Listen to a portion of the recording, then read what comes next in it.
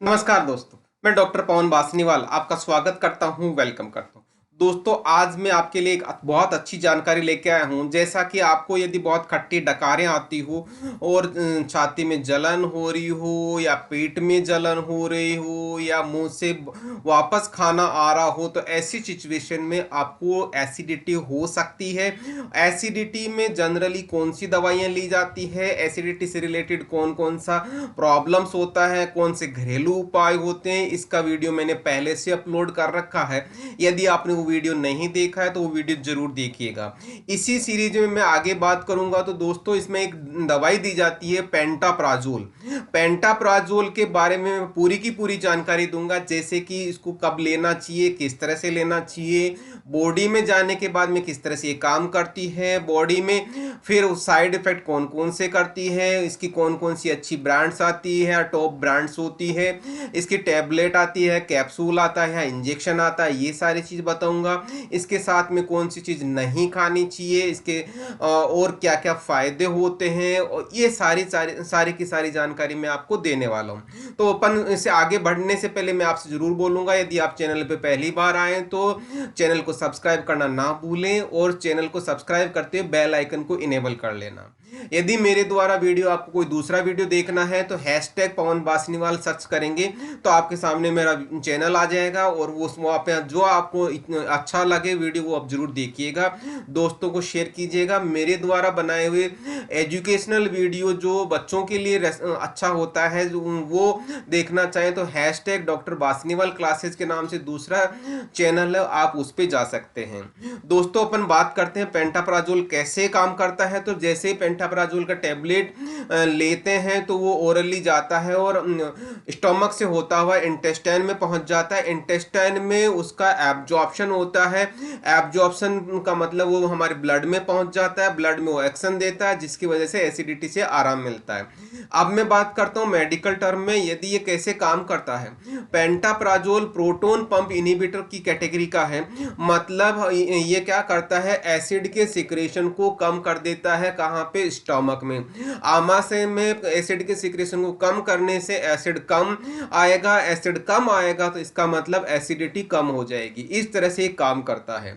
अब मैं बात करता हूँ इसको यूज कैसे करते हैं, कहाँ कहाँ यूज होता है। जैसा कि छाती में जलन हो रही हो, पेट में जलन हो रही हो या खाना वापस आ रहा हो, इस बीमारी को GERD बोला जाता है, या पेप्टिक अल्सर हो गया हो। दोस्तों, पेप्टिक अल्सर में बेसिकली क्या होता है, पेप्टिक अल्सर में घाव हो जाते हैं, जिसकी वजह से क्या होता है, वो घाव की वजह से बहुत ज्यादा दर्द होता है। दर्द को ठीक करने के लिए या उस घाव को कम करने के लिए एसिड सिक्रेशन कम करना जरूरी होता है, जिसकी ये कैसे कर सकते हैं, पेंटाप्राजोल की टेबलेट या इंजेक्शन लेके हम कर सकते हैं। इस तरह से इसके यूजेज हो गए। दोस्तों, अब यूजेज की बात करूं तो कोई जो बेड रिडन पेशेंट है, जिसकी कोई सर्जरी होने वाली है या सर्जरी हो चुकी या वो खाना नहीं खा पा रहा, ऐसी सिचुएशन में उसको पेंटाप्राजोल का टेबलेट या इंजेक्शन दिया जाता है। क्यों दिया जाता है? ताकि उसको एसिडिटी ना हो।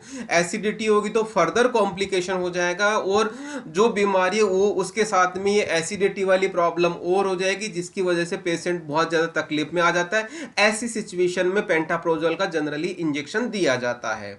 फिर उसके बाद में पेंटाप्राजोल को लेना कैसे दोस्तों, तो इसको खाना खाने से पहले लेना, कम से कम 1 घंटे पहले, और इसको लेने के बाद में आपको इमीडिएटली खाना नहीं खाना, मतलब 1 घंटे बाद में कम से कम इसको रखना है। क्यों रखना है, इसका रीजन बताता हूं मैं।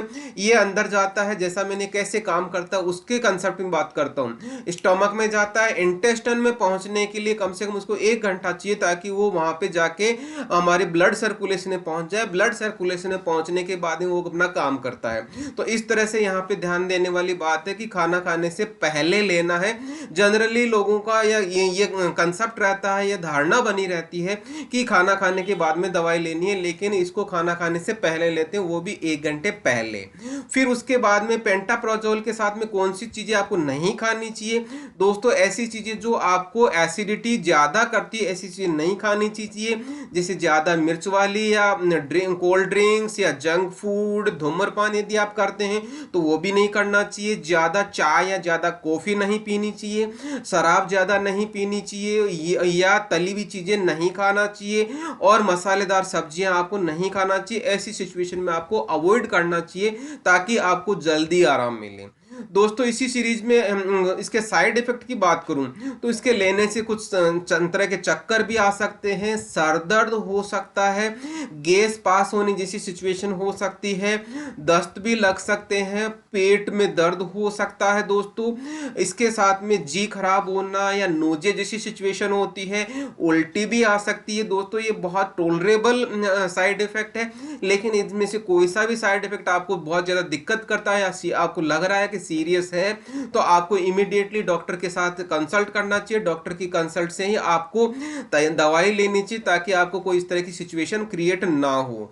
फिर इसमें देखेंगे जब भी आप इसको यूज करते हैं तो कुछ फैक्ट आते हैं, जैसा कि ये सुरक्षित है कि नहीं, बिल्कुल सुरक्षित है। ये साइड इफेक्ट बहुत नेग्लिजिबल होते हैं दोस्तों, और इसको 2 से 3 दिन लेने लगातार लेंगे तब आपको थोड़ा लगता है कि आराम आ रहा है। इसको दूसरी दवाइयों के साथ भी ले सकते हैं यदि आपको डॉक्टर ने प्रेस्क्राइब किया है। लंबे समय तक भी ले सकते हैं क्योंकि जनरली एसिडिटी ज़्यादा देर दिनों तक रहती है, उस सिचुएशन में भी ले सकते हैं। ज़्यादातर आपको दिन में एक ही टाइम पे लेना होता है, वो भी जनरली सुबह नाश्ते से पहले या खाना खाने से पहले। और यदि ज़्यादा सीरियस कंडीशन है तो डॉक्टर यदि बताए आपको कि दिन में 2 बार लेनी है दवाई तो आप 2 बार भी ले सकते हैं, लेकिन डॉक्टर की सलाह के अकॉर्डिंग आपको सेल्फ मेडिकेशन नहीं करना। फिर मैं बात करता हूं दोस्तों इसकी डोजेज फॉर्म का, मतलब यहां पे ये समझना कि इसकी टैबलेट आती है, कैप्सूल आता है या इंजेक्शन आता है, कौन कौन सी चीजें आती है जो मार्केट में अवेलेबल है, डॉक्टर आपको कौन सी चीज प्रेस्क्राइब करता है। तो मैं आपको यहाँ पे बता दूं इसकी टैबलेट्स आती है। टैबलेट्स में बहुत सारी लीडिंग ब्रांड्स होती है, जैसे पेंटोडेक आती है, पेंटोसेक आता है और पेन आता है। यहाँ पे एक चीज और बता दो, ये 40 और 20 की मिलीग्राम की में आता है, जैसे कि पेंटोसिड आता है, पेंटोब आता है। पेंटोब के साथ में 20 लिखा है, पेन के साथ में 40 लिखा है, इसका मतलब 40 mg है, 20 mg। फिर मैं कहूंगा सेल्फ मेडिकेशन नहीं करना, डॉक्टर की सलाह से ही आपको लेना है दोस्तों। फिर अपन बात करते हैं इसमें इंजेक्शन कौन कौन से आते हैं। जो पेनेम के नाम से आता है, पेंटोडेक के नाम से आता है, इसमें IV लिखा होता है, मतलब सीधा हमारी नस में लगाया जाता है।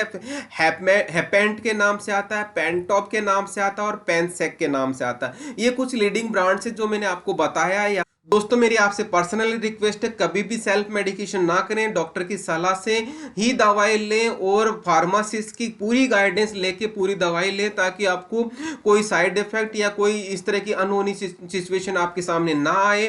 ये दोस्तों आपको जानकारी कैसी लगी कमेंट सेक्शन में जरूर बताएं। आपको नेक्स्ट जानकारी कौन सी दवाई के बारे में या कौन सी बीमारी के बारे में चाहिए, वो चीज़ आप मुझे कमेंट सेक्शन में जरूर बताएं ताकि मैं आपको आपकी फेवरेबल चीज ही मैं आपको ज्ञानवर्धक चीजें मैं आपको दे सकूं। इसी के साथ मैं आपसे फिर से रिक्वेस्ट करूंगा दोस्तों, यदि आपने चैनल को सब्सक्राइब नहीं किया है तो चैनल को सब्सक्राइब कर लें, बेल आइकन को इनेबल कर लें और कमेंट सेक्शन में जरूर बताएं। यदि मेरे काम को सपोर्ट करना है तो आपको थैंक्स बटन दबाना जरूर है। और इसी के साथ मैं आपको बहुत बहुत धन्यवाद दूंगा। Thank you once again.